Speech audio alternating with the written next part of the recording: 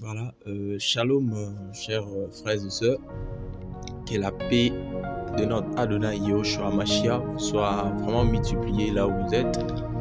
Alors, on est toujours en train de continuer avec notre partage sur la divinité de Yahushua dans les Écritures que nous avons abordé il y a cela déjà, je crois, 2 semaines.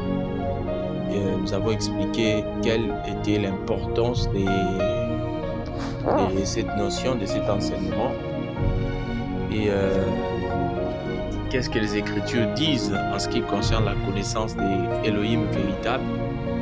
Déjà, il y a des frères qui nous suivent, ils entendent parler d'Elohim, ils entendent parler de Yahushua. Et voilà, nous demandons à ce frère, surtout ceux-là qui ne sont vraiment pas permanemment avec le partage, de ne pas être dérangés. Nous sommes en train d'utiliser une version de la Bible qui a maintenu le nom en hébreu.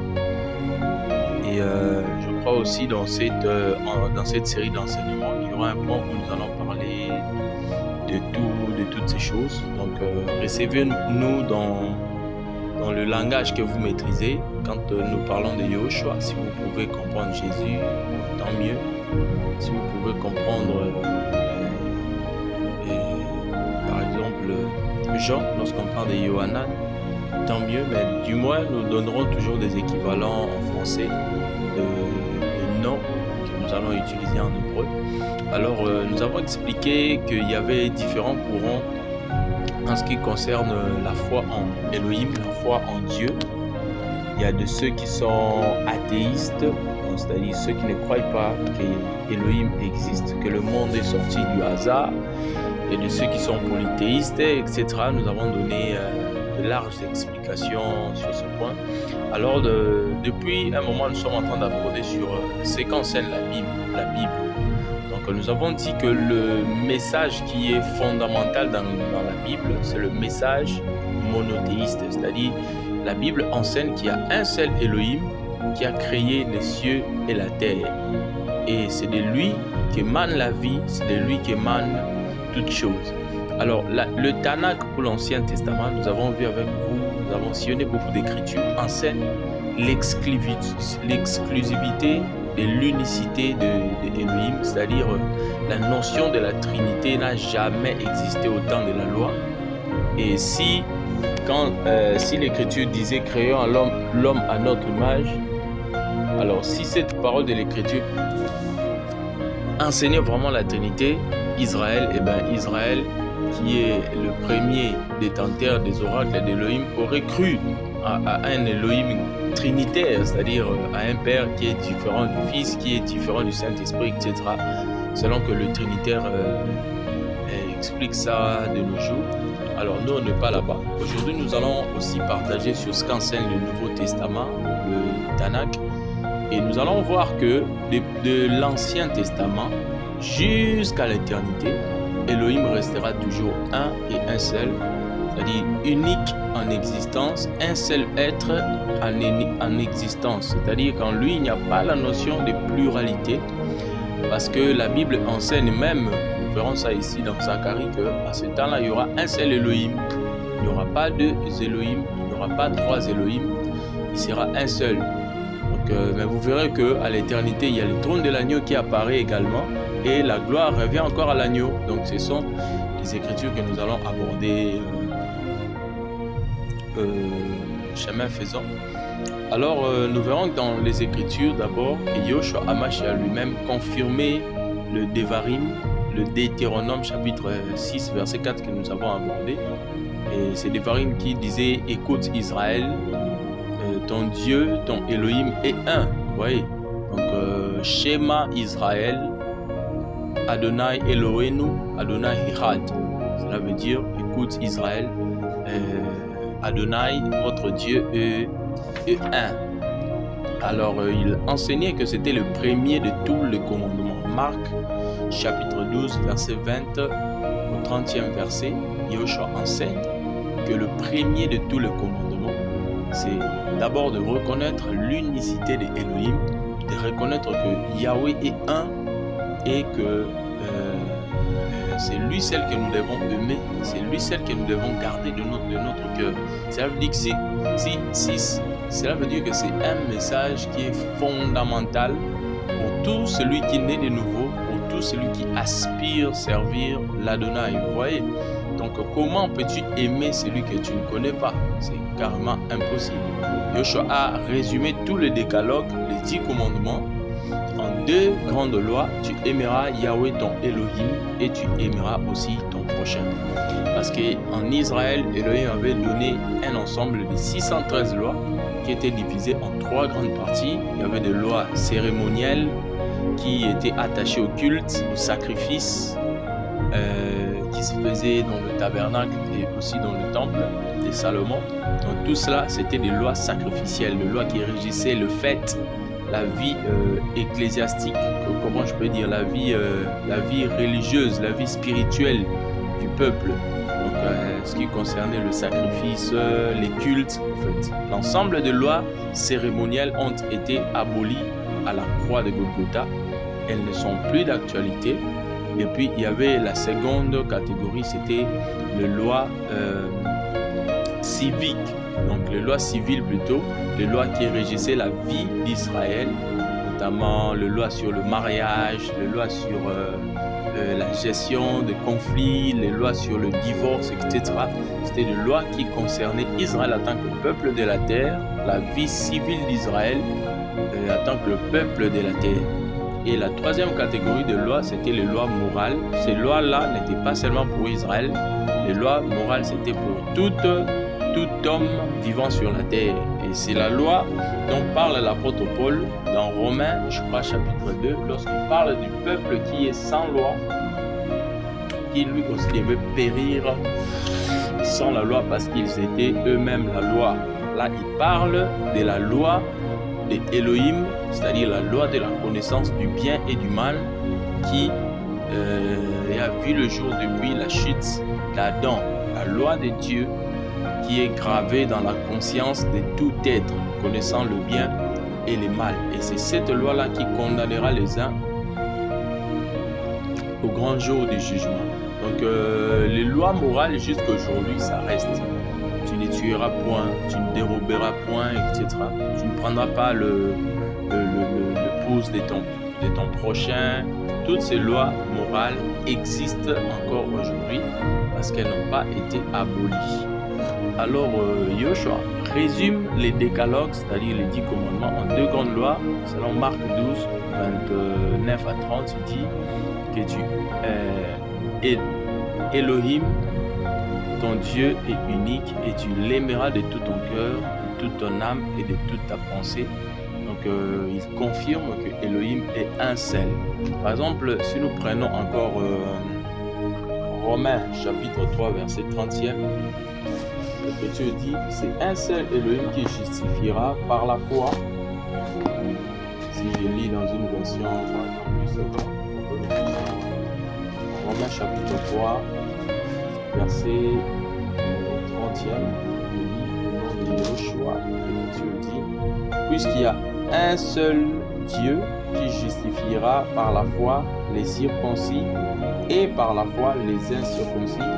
Ici, l'apôtre Paul confirme qu'il y a un seul Elohim, celui qui était Elohim d'Israël, c'est-à-dire les circoncis. C'est lui qui les justifiera, mais par la foi. C'est aussi lui qui justifiera les gentils également par la foi, parce qu'il est un seul. Et encore, il y a plusieurs écritures. Vous pouvez même prendre encore 1 Corinthiens chapitre 8 verset 4e.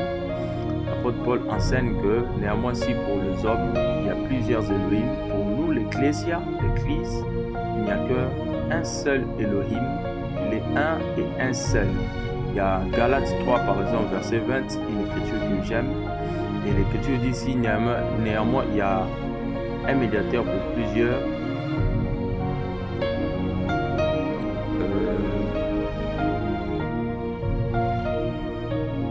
S'il y a un médiateur pour plusieurs, néanmoins, Elohim est un seul. J'aimerais bien lire ça. Je prends Galates chapitre 3, verset 20e. L'Écriture dit, or, un médiateur ne pas pour un seul, mais Elohim est un. Vous voyez, Elohim est un. Prenez encore Ephésiens chapitre 4, verset 6e. L'Écriture dit qu'il y a un seul Elohim qui est Père de tous, qui est au-dessus de tous et qui est aussi parmi tous. Donc il y a un seul Elohim. Vous prenez aussi 1 Timothée, verset D, chapitre 2 plutôt, le 5e verset. L'Écriture enseigne qu'il y a un seul Elohim. Vous prenez aussi Jacques chapitre 2 verset 19. L'Écriture dit: tu crois qu'il y a un seul Elohim, tu fais bien. Les démons le croient aussi et ils tremblent. Vous voyez, même les démons savent qu'il y a un seul Elohim. Les démons le savent et ils tremblent. Donc tous les polythéistes n'hériteront pas le royaume d'Elohim. Donc nos ancêtres, tous ceux qui croient il y a plusieurs Elohim, il y a plusieurs dieux, il faudra adorer plusieurs dieux, que le sable c'est Dieu, le soleil c'est Dieu, les arbres c'est Dieu, donc du panthéisme. Tous ces gens n'hériteront pas le royaume de Dieu tant qu'ils seront accrochés à de telles croyances. Parce que le démon, Satan même le sait, qu'il y a un et un seul Elohim qui règne au-dessus de toutes choses. Il y a beaucoup d'écritures. Si vous prenez par exemple Apocalypse chapitre 4, le verset 2e, on verra qu'il y a un seul trône et il y a un seul qui est assis sur le trône. Apocalypse chapitre 4, Apocalypse chapitre 5. Donc vous verrez que le Nouveau Testament, tout comme l'Ancien Testament, le Tanakh, enseigne qu'il y a un et un seul Elohim. Et c'est le message de la Bible. Vous verrez même que lorsque l'Église sera enlevée et que Yahushua aura accompli ses jugements sur la terre, quand le pouce reviendra pour vivre le règne de 1000 ans sur la terre, regardez, vous verrez que dans Zacharie 14, 9, il y aura un seul Elohim. Zacharie chapitre 14, verset 9e. J'ai lu au nom de Yahushua, l'Écriture dit que Yahweh deviendra roi sur toute la terre. En ce jour-là, Yahweh sera un et son nom sera un. Vous voyez, il y aura un seul nom d'un seul Elohim qu'il faudra élever, qu'il faudra adorer. La notion de pluralité n'existe pas. La notion du tritéisme n'existe pas. Nous allons voir même la notion des personnes dans la divinité qui distingue, qui fragilise d'ailleurs le message monothéiste de la Bible. Donc ce n'est pas fondé dans les Écritures. Donc que Yahushua Hamashiach vous bénisse. C'est le peu que nous avons voulu partager aujourd'hui. Et je crois que maintenant, nous allons commencer avec des choses beaucoup plus intéressantes. Donc, prochainement, nous allons parler maintenant de la nature des Elohim. C'est là où maintenant les bas blessent dans le milieu chrétien. Certains disent qu'il y a un autre qui est Père, il y a un autre qui est Fils, il y a un autre qui est Saint-Esprit. Les autres disent que le Saint-Esprit c'est Elohim, c'est le Père, mais Yahushua c'est le Fils d'Elohim. Il a été créé, il n'a aucune part dans la déité. Donc il y a tellement de doctrines, il y a tellement d'explications que ces sujets s'avèrent vraiment importants pour nous de creuser dans les Écritures pour voir maintenant ce que les Écritures expliquent de lui, ce que les Écritures disent de lui. Donc Elohim est esprit, il est invisible, mais il nous a donné sa pensée, sa parole. C'est un être qui a la conscience, qui a l'intelligence, qui a pensé, qui a même des émotions. Nous allons voir ça dans les Écritures. Et si nous voulons connaître comment il pense, ce que nous devons connaître sa parole. Si nous devons connaître comment il est, nous devons le connaître au moyen de sa parole. Si nous devons connaître comment il agit, ce qu'il apprécie, ce qu'il déteste, cela veut dire que nous devons consulter la parole parce que c'est le seul endroit où il s'est révélé à nous. Et Yahushua Hamashiach vous bénisse énormément. Et nous tenons aussi à informer aux frères que nous avons une chaîne YouTube qui est déjà opérationnelle depuis un moment. Si vous entrez sur YouTube, vous tapez juste là où on fait des recherches, vous tapez la voix des quatre cornes, la voix des quatre cornes, vous allez voir la voix des quatre cornes, vous allez voir une photo de moi. Il y a déjà une vidéo, une prédication qui est là. Et je crois que par la grâce de Yoshua, nous allons travailler de manière à saturer vraiment la chaîne par des prédications, des enseignements, des émissions. Priez aussi pour nous afin que Yoshua nous accorde la force, nous accorde l'illumination, nous accorde vraiment d'annoncer sa parole avec la pleine assurance et qu'il prenne soin de nous. Donc nous, votre frère, que Yoshua vous bénisse abondamment.